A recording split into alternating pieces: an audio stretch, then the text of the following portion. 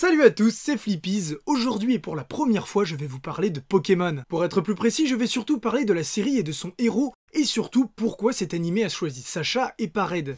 A la base, ils sont tous les deux le même personnage, l'avatar que l'on incarne en jouant à Pokémon version verte, rouge et bleue sur Game Boy, les jeux de la première génération. Les jeux vidéo suivants et le manga ont gardé le nom de Red, mais l'animé l'a rebaptisé Satoshi pour la version japonaise, H aux États-Unis et donc Sacha en français. À partir de là, l'écart entre les deux a commencé à se creuser. L'histoire de Red est finalement calquée sur notre aventure des jeux de la première génération. Il obtient les 8 badges de Kanto, démantèle la Team Rocket en battant Giovanni et termine par battre le Conseil 4 et son rival Régis pour devenir le nouveau maître de la ligue. Sacha de son côté réunit les 8 badges et ça s'arrête là, d'autant plus qu'il lui arrive d'enchaîner énormément de défaites. D'un côté on a donc Red, un dresseur badass considéré comme une légende, et de l'autre Sacha, un dresseur qui enchaîne plus de défaites que de victoires. Alors comment en est-on arrivé à cela ?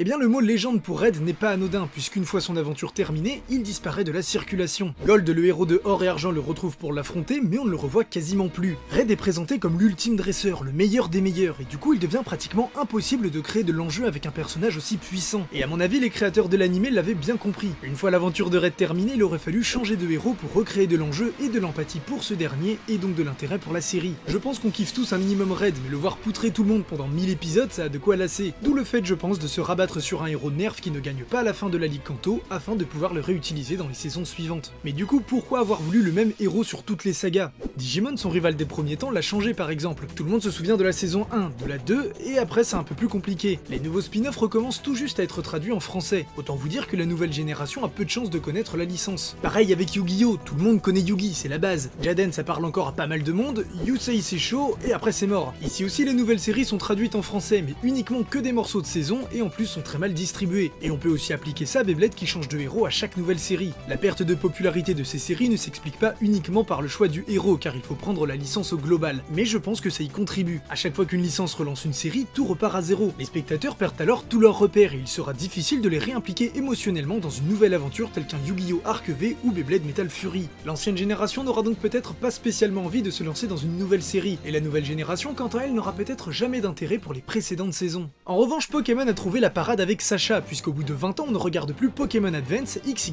ou même Soleil et Lune, on suit les aventures de Sacha. À chaque fois qu'une nouvelle saga commence, il repart dans une nouvelle région avec de nouveaux amis, de nouveaux Pokémon, mais toujours avec son Pikachu. Il permet ainsi de faire le lien entre les différentes époques tout en changeant de région en fonction des jeux créés par Nintendo. Du coup, des spectateurs avec 20 ans d'écart se retrouvent quand même à suivre le même héros. Mais vous vous doutez bien que s'il s'agissait d'une solution parfaite, tous s'y seraient mis. Conserver Sacha depuis autant de temps conduit à l'extrême opposé du problème de Red. En effet, avec 1000 épisodes, on en revient à une certaine lassitude, mais cette fois du manque de compétences de Sacha qui n'évolue pas. C'en est arrivé à un point où Sacha n'est même plus vraiment un personnage mais une fonction. Le plus évident c'est qu'il ne grandit pas, en 20 ans c'est resté le même ado de 13 ans, et ce n'est que la partie visible de l'iceberg. À chaque nouvelle région il entraîne de nouveaux Pokémon avec qui il se lie d'amitié et s'améliore lui-même en tant que dresseur. Tout ça pour repartir de zéro à la région suivante au point de ne même plus savoir capturer un Pokémon ou que Pikachu perde face à un Pokémon de départ avec un dresseur débutant. Et oui, même tarif pour Pikachu. Depuis le temps qu'il se balade avec Sacha il devrait être devenu extrêmement fort, mais ça poserait le même problème de rapport de force qu'avec Red. L'ironie dans tout ça, c'est qu'on en arrive à peu près au même problème qu'avec Red. Il devient difficile de ressentir de l'empathie ou de créer de l'enjeu autour d'un personnage qui repart de zéro et oublie pratiquement tout ce qu'il a appris pendant les 150 derniers épisodes. Sacha ne se résume plus qu'à son nom, son apparence et son Pikachu, ce qui au final en fait un personnage totalement interchangeable. Mais malgré ça, ces trois éléments le rendent iconique et rendent surtout la série facilement reconnaissable du public de fans et surtout d'amateurs. D'où le fait que pour moi, ce choix contribue au succès et à la durabilité de la série, même si ça implique d'avoir une majorité d'épisodes inutiles au scénario, un héros qui n'évolue pas vraiment, et par conséquent une histoire un peu creuse. Bien sûr, tout n'est pas à jeter dans cette série, mais pour avoir eu ma grosse période Pokémon il y a quelques années,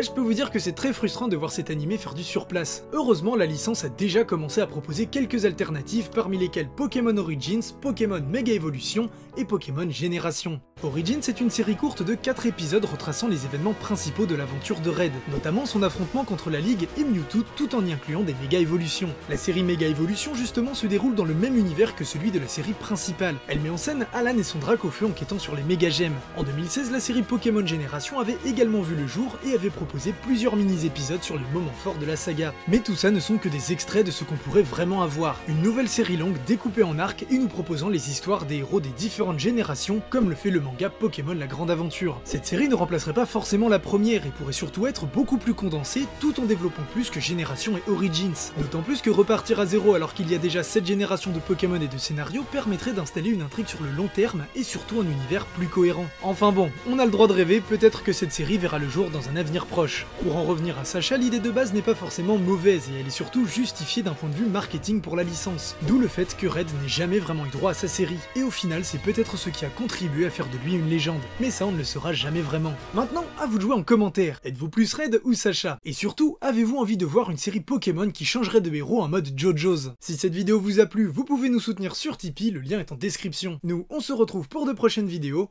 À bientôt sur l'archipel.